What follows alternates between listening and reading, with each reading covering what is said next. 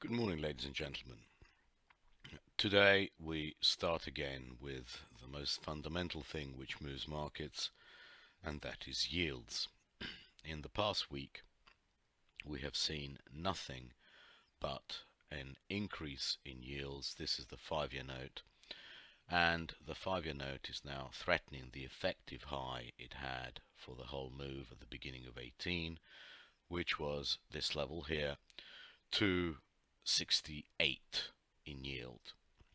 We closed a tad below it on Friday, so we haven't got an effective buy signal as yet, but we are so close it really hardly makes any difference. This is what is going to make or break stocks eventually, but not yet, and this is what is going to give us the effective repricing of the market, which at some stage has to happen. If now the 5-year starts breaking higher, we probably have air above all the way until 3%, and 3% is where 30-year yields are, and basically what we're looking for now is a flat yield curve, and a flat yield curve is eventually a forecaster of the end of the economic expansion and eventual recession. If we look at the difference between the various parts of the yield curve, this is the 10-year, and I've put here the futures chart. You can see that we are nowhere near breaking the previous lows. We're still bull flagging, as it were. We think that the 10-year and the 30-year are going to be much better anchored than the 2s and 5s. The 2s and 5s are going to take the pressure. Sure, the 10-year will go up towards 290, 295, but it is unlikely that the 10-year will break these levels of around just below 120 in the futures. It'll go and trade just around 120. That is likely, but we don't think that it's going to be the 10s and 30s which take the pressure, but the 2s and 5s. And here we have a chart of 30 yields. I remember very well watching Gundlach a few weeks back, and basically said we close above 320, we are done. And you can see what the 320 level means. This is 319.90. So this is these tops right through here, and you can see we have been bull flagging, and yes, we will probably go and test the 312 area or something similar, but for the time being I certainly can't see unless some amazingly strong figures come out of the States, I really can't see the 30-year breaking the 320 area. Can I go see 310, 312?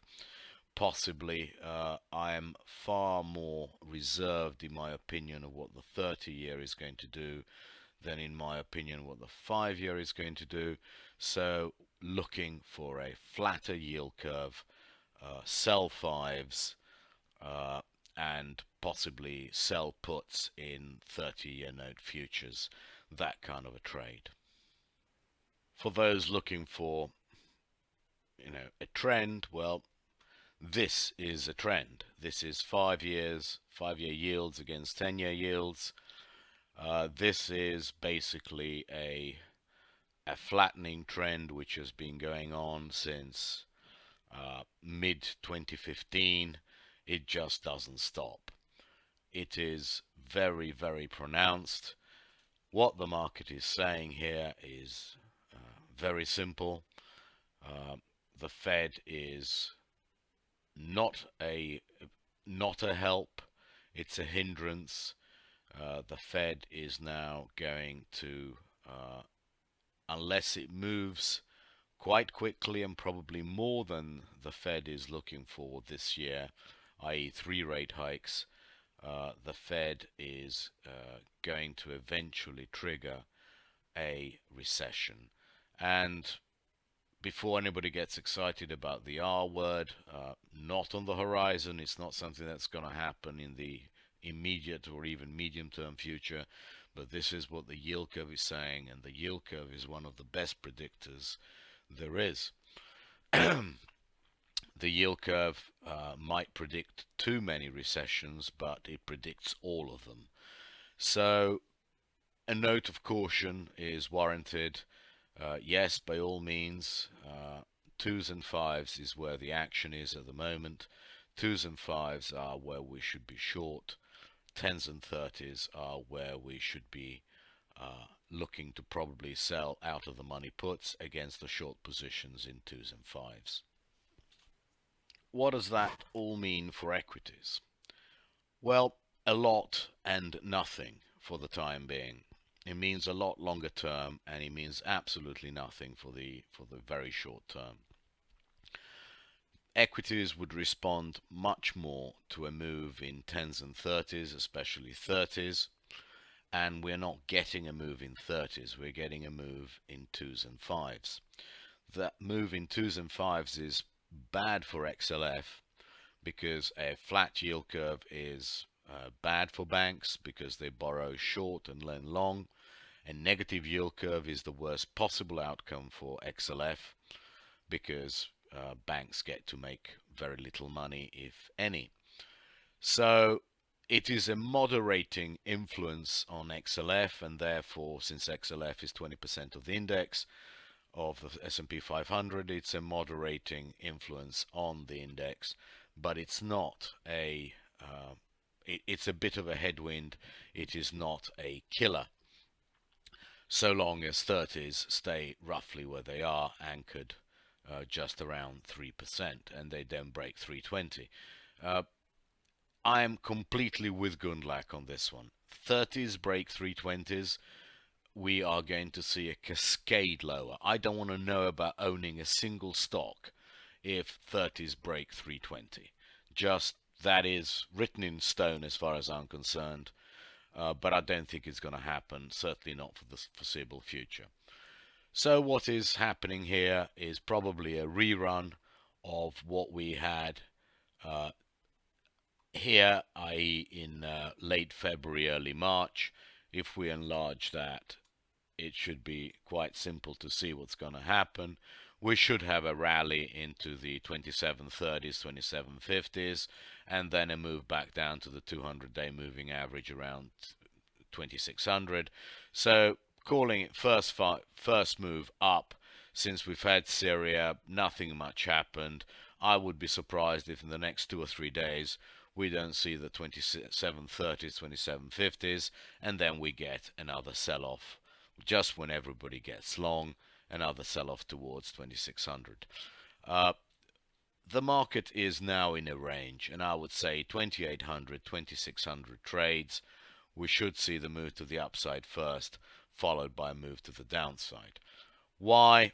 Well, it's very simple, and our friend VIX, which I keep on telling you to look at rather than look at the equities market, is signaling it. Broke on Friday. This is very weak price action. It is going down. It went down in the teeth of Syria, in the teeth of Comey, in the teeth of everything, and that told me all I needed to know about which way to position for the weekend, i.e. long in terms of ES, and short in terms of volatility. What is volatility going to do now? Well, volatility is great at filling gaps. We have a gap here at 11. We have a gap here at 13. So we are going to go and try and fill these gaps. Certainly this one around 13, which would mean that we would be well into the high 2700s by the time that happens. This is what's going to happen first. Volatility goes down to 13.5, and then we look for a move back up into the 20s. That is again, an effective range of what volatility is saying, into the high 2700s, back down into the 2600s. Our prediction for the dollar is still holding very true. We are holding in time. We're correcting in time and not correcting in price. This is eventually very, very, very bearish price action here. Because when that breaks, and probably when it breaks this trend line, there might be a cascade lower for another move, which we don't think it stops before we hit 85. It's going to be probably quite swift, and it's very puzzling what's going to cause it. But this is, to us, is very bearish price action for the long term. We are now starting to think that every weekend, or we will start going home with some small put position in the dollar, simply because if it doesn't go up, it will go down. What this is doing is basically enlarging the Bollinger Bands. We now have had over 3 months of price action where we've gone effectively sideways. We haven't corrected more than 2%. That says that eventually this market is going to break hard to the downside and drag all risk-off assets with it. If that does happen, you might finally see that move in the 30 years above 320, and that would spell the death of equities. It's very puzzling, but more and more our focus is shifting to what is going to make this market collapse, and the implications that that will have for everything else in terms of risk on or risk off. And it's definitely going to be a risk off, especially for European equities, which are going to underperform US equities in that case by miles. And talking of European equities, we have something quite interesting here, don't we? European equities are now back to the level where the S&Ps basically were when they traded up to 2800. So they have massively outperformed in the past month and a bit US equities. And now we are ready to challenge the 200-day moving average, which is at 35.11, as you can see. But look at something else which is very interesting. Look at the lows that we have here, here, here, and all around here, and they all come around roughly the same area, just above 3500. The first touch of 35.11 to 15 is going to be rejected, and that is what we see in the S&Ps as well. This is probably the move that S&Ps will make starting Monday, going back up into the 2700s, rejected a bit, comes back down, and then goes again. So really the first touch of 35, call it 35.20, we think is going to be rejected, and then we look again. So long until 35.11, 35.20, and then we look again in European equities. That is certainly what this chart is showing us. As to the biases, well, we're now actively looking to buy puts or put spreads in the 5-year. So we'll specify that here in the 5-year, and probably sell puts in the 10-year against it. So that is probably going to be the most profitable trade, the one we shall concentrate on.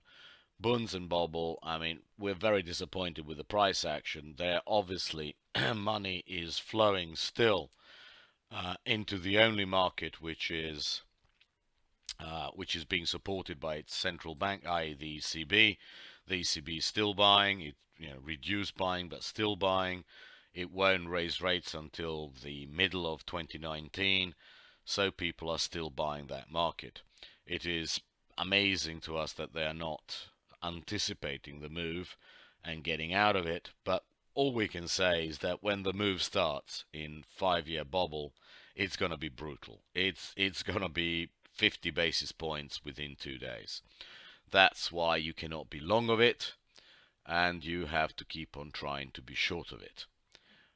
Eventually it'll stick, and eventually you'll make 10 times as much as you've lost by being short of it on a reval basis. SPY DBC, it's still going.